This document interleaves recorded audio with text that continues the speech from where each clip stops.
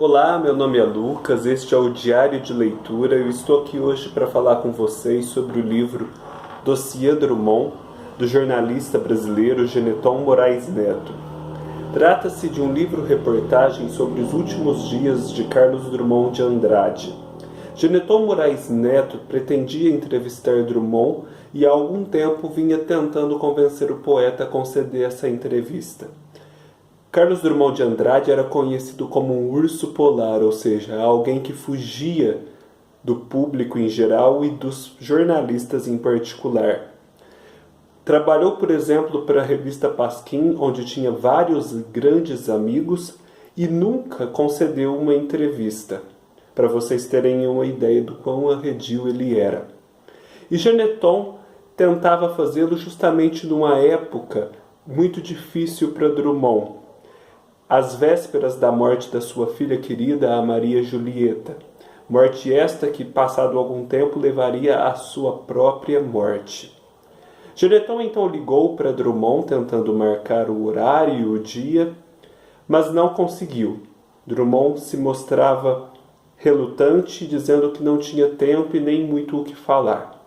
Geneton, então, sabendo de uma característica muito peculiar do poeta, o ser ele um ser telefônico, alguém que gostava muito de falar ao telefone, apesar de não gostar de falar muito pessoalmente, disse então para o poeta se ele poderia entrevistá-lo ali mesmo, pelo telefone naquele momento.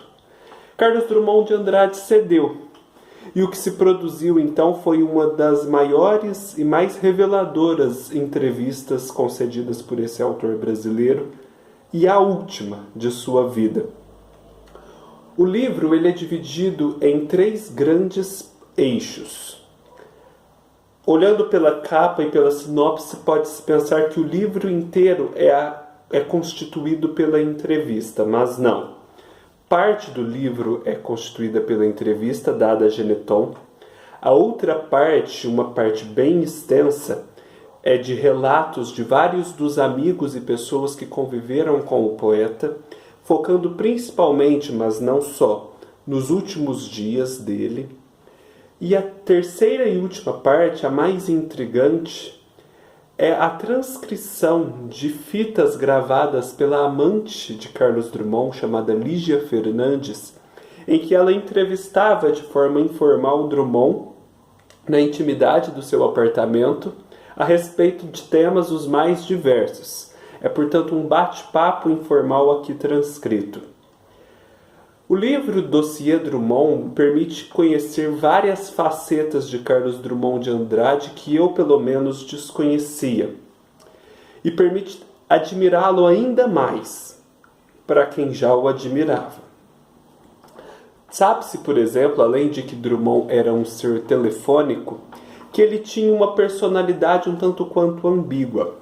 Ao mesmo tempo que ele era um homem muito correto, um servidor público cumpridor dos seus deveres, meticuloso, alguém que não gostava de falar em público, não gostava de dar entrevistas, muito reservado, ele era alguém muito expansivo junto dos seus amigos, na intimidade do seu lar, alguém muito rebelde no plano das ideias e dotado de hábitos e atitudes às vezes inesperadas. Sabe-se, por exemplo, que Drummond via a sua fama de uma forma muito lúcida, principalmente o fato de que ele era aclamado como o maior poeta vivo e de que o povo o adorava.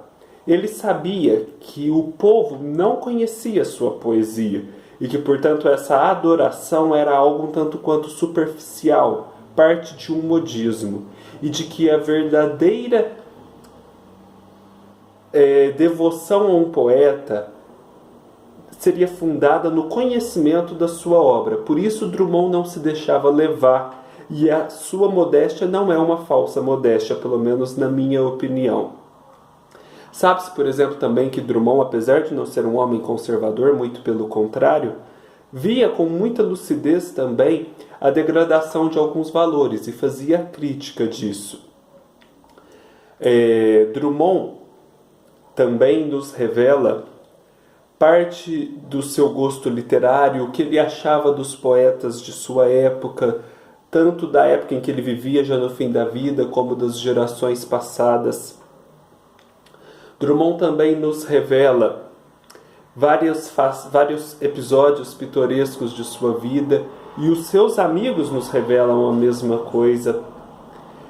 E também se tem um vislumbre nesse livro do quão rica era a sociedade em que Drummond viveu, a sua geração, os seus amigos, Manuel Bandeira, Pedro Nava, Afonso Arinos de Melo Franco, Otto Lara Rezende, Fernando Sabino.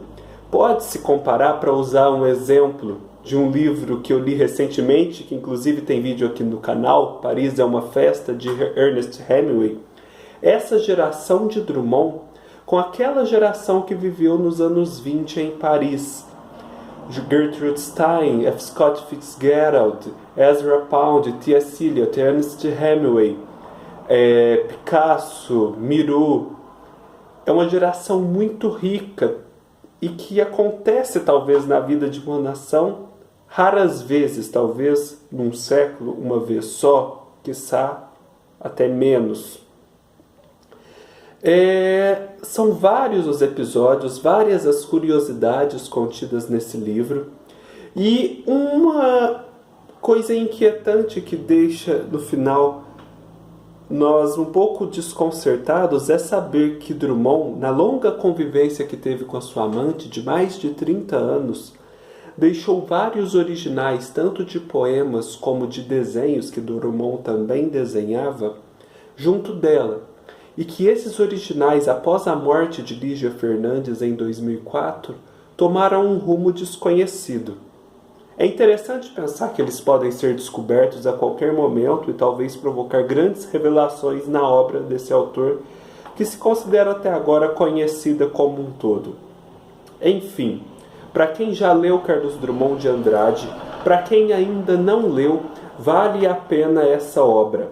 O texto é muito fluido, escrito numa linguagem jornalística de alta qualidade, portanto você o lê muito rapidamente, com grande proveito. E o mais interessante, para quem talvez não conheça da poesia de Drummond, é que na entrevista que ele deu ao Geneton, que constitui a primeira parte do livro, o jornalista vai intercalando entre cada trecho de entrevista um excerto da obra poética de Drummond, que tenha a ver com o que foi falado. E é impressionante a consonância entre os pensamentos e a vida de Drummond e aquilo que ele expressou na sua poesia. Portanto, fica a dica deste livro muito bom, deste livro-reportagem incrível e que, ao que me parece, é um pouco até desconhecido.